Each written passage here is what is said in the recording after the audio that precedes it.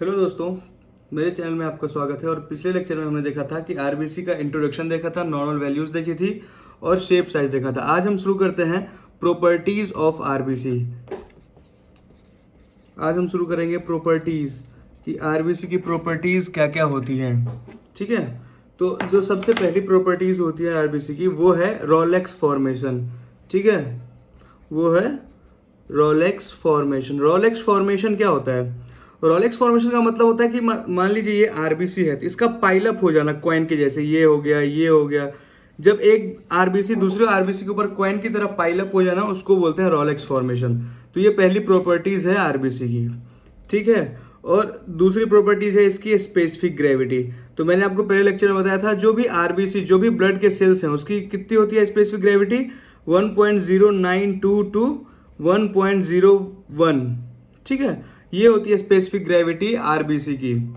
उसके बाद हम देखते हैं तीसरी प्रॉपर्टीज क्या होती है आरबीसी की।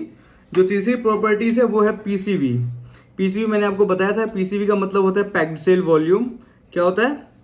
पैक्ड सेल वॉल्यूम, जिसको हिमेटोक्रिट वैल्यू भी बोलते हैं। क्या बोलते हैं? Haematocrit value. ये होता क्या है?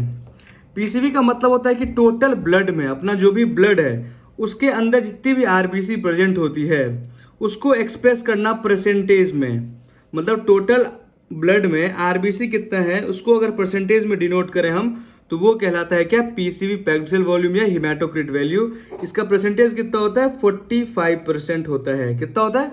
45%। ठीक है, अब हम देखते हैं चौथी प्रॉपर्टीज। जो चौथा प्रॉपर्टी है आरबीसी का वो है सस्पेंशन स्टेबिलिटी। क्या है? Suspension stability. सस्पेंशन स्टेबिलिटी का मतलब होता है कि जो भी ये टोटल ब्लड है, ये मान लीजिए एक ब्लड है, ये एक ब्लड का सेल है मान लीजिए, तो टोटल ब्लड में ये आरबीसी यूनिफॉर्मली सर्कुलेट होता है। कैसे? यूनिफॉर्मली, हर जगह यूनिफॉर्मली सर्कुलेट होता है, यूनिफॉर्मली। तो उसको हम बोल देते हैं क्या? सस्पेंशन स्टेबिलिटी बोल देते हैं। ठीक है, चलिए ये प्रॉपर्टीज खत्म हुई आरबीसी की। अब हम देखते हैं लाइफ स्पैन कितनी होती है।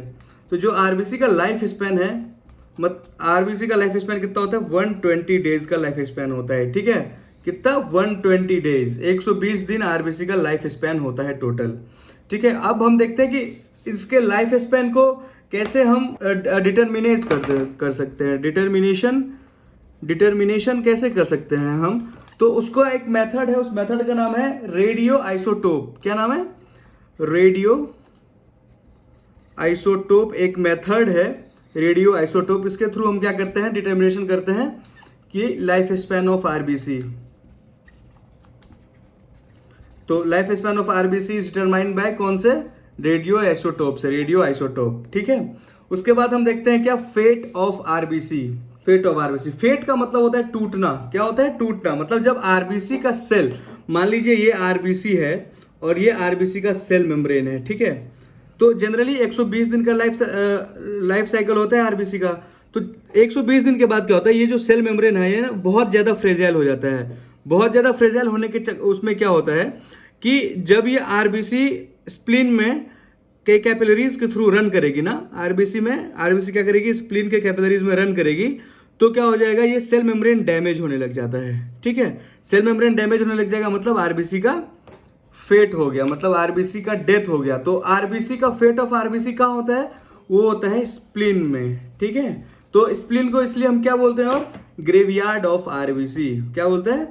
Graveyard of RBC. किसको बोलते हैं? स्प्लीन को, क्योंकि आरबीसी टूटता कहाँ पे है? स्प्लीन में टूटता है। ठीक है, अब ये पूरी प्रोसेस देख लेते हैं हम कैसे टूटता है। डिस्ट्रक्शन हुआ आरबीसी का तो क्या रिलीज होगा? आरबीसी में क्या एक पिगमेंट प्रेजेंट होता है जिसके वजह से वो रेड कलर का होता है, वो होता है हीमोग्लोबिन। ठीक है, तो हीमोग्लोबिन रिलीज हुआ। क्या हुआ? हीमोग्लोबिन रिलीज हुआ। अब हीमोग्लोबिन 3 मॉलिक्यूल से मिलकर बने होते हैं। कितने मॉलिक्यूल से? 3। कौन कौन से? एक तो आयरन से, एक ग्लोब्यूलिन से और एक पोरफायरिन से। ठीक है, तो आयरन किस में कन्वर्ट हुआ? फेरेटिन में सबसे पहले कन्वर्ट होगा, फेरेटिन में। फिर वो किस में कन्वर्ट होगा? एपोफेरेटिन में कन्वर्ट होगा, एपोफेरेटिन में, जो क्या है? एक्टिव मॉलिक्यूल है। ठीक है, और ये क्या होगा अपने बॉडी में? इसको बॉडी क्या करेगी? स्टोर कर लेगी या क्या कर लेगी, इसको रीयूज कर लेगी। क्या कर लेगी, रीयूज, स्टोर या फिर रीयूज कर लेगी। यह है ग्लोब्यूलिन। ग्लोब्यूलिन क्या होता है, एक प्रोटीन पार्ट होता है। कौन सा पार्ट, प्रोटीन पार्ट होता है ग्लोब्यूलिन। ये क्या करेगा, ग्लोब्यूलिन अपने बॉडी में प्रोटीन पूल बनाएगा, प्रोटीन पूल बनाया, और प्रोटीन का क्या काम होगा, ये फिर से बॉडी क्या करेगी, इसको स्टोर कर लेगी या यूज कर लेगी। ठीक है, अब आया पोरफायरिन। पोरफायरिन जो होता है ना, वो किस में कन्वर्ट हो जाता है, सबसे पहले बिलीवर्डिन में। सबसे पहले किस में कन्वर्ट हो जाएगा, बिलीवर्डिन में। तो अपने बॉडी के लिए याद रखना है कि बिलीवर्डिन, ठीक है, बहुत ज्यादा टॉक्सिक होता है, बहुत ज्यादा क्या होता है, टॉक्सिक होता है। तो इसको एक्सक्रीट करना चाहती है बॉडी की, अपने बॉडी से बाहर निकालें, तो उसको कन्वर्ट कर देती है बिलीरुबिन में।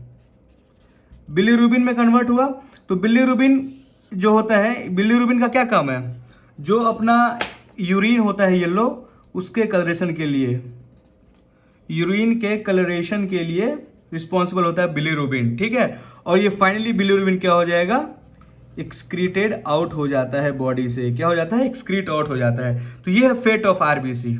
ठीक है, अब हम देखते हैं फंक्शन ऑफ आरबीसी। आरबीसी का फंक्शन क्या है, रेड ब्लड सेल का फंक्शन क्या है। पहला जो फंक्शन होता है, पहला फंक्शन है कि ऑक्सीजन का ट्रांसपोर्टेशन करना। किसका, ऑक्सीजन का ट्रांसपोर्टेशन करना, किसमें, लंग से टिश्यू तक।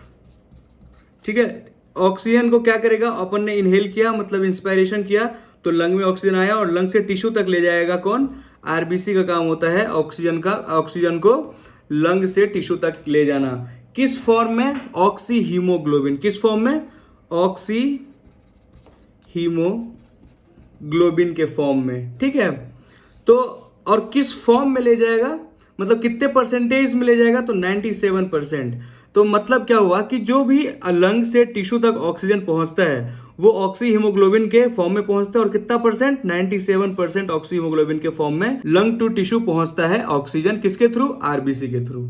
ठीक है, अब दूसरा फंक्शन देखें कि कार्बन डाइऑक्साइड का ट्रांसपोर्टेशन करना, कार्बन डाइऑक्साइड का ट्रांसपोर्ट करना कहां, फ्रॉम टिश्यू टू लंग्स। अब जब एक्सपायरेशन करेंगे तो टिश्यू से जो भी निकले कार्बन डाइऑक्साइड वो वापिस लंग में आएगी। ठीक है, और किस फॉर्म में, कार्ब हीमोग्लोबिन। ठीक है, कार्ब हीमोग्लोबिन के फॉर्म में।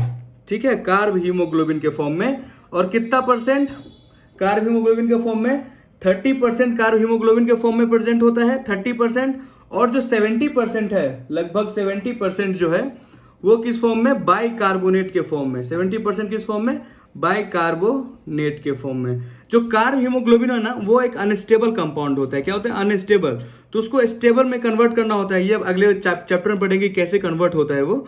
तो बस अभी इतना ध्यान रखें कि 70% जो होता है कार्बन डाइऑक्साइड वो किस फॉर्म में होता है, बाइकार्बोनेट के फॉर्म में ट्रांसपोर्ट होता है, और 30% किस फॉर्म में, कार्ब हीमोग्लोबिन के फॉर्म में। तो कोई पूछे कि कार्बन डाइऑक्साइड का ट्रांसपोर्टेशन किस फॉर्म में होता है सबसे ज्यादा, तो बोलना है बाइकार्बोनेट के फॉर्म में, और कितना होता है, तो 70% होता है। ठीक है, अब देखते हैं तीसरा फंक्शन क्या होता है आरबीसी का, बफर एक्शन का। ठीक है, तो बफर एक्शन जो आरबीसी में प्रेजेंट होता है, हीमोग्लोबिन प्रेजेंट होता है ना आरबीसी में, जो कलरेशन के लिए हेल्पफुल होता है। इसका क्या होता है, ये हाइड्रोजन आयन जो है, हाइड्रोजन आयन वो क्या करता है, बफर एक्शन का काम करता है, बफर एक्शन का। ठीक है, अब देखते हैं चौथा फंक्शन क्या है, चौथा ब्लड ग्रुप डिटर्मिनेशन।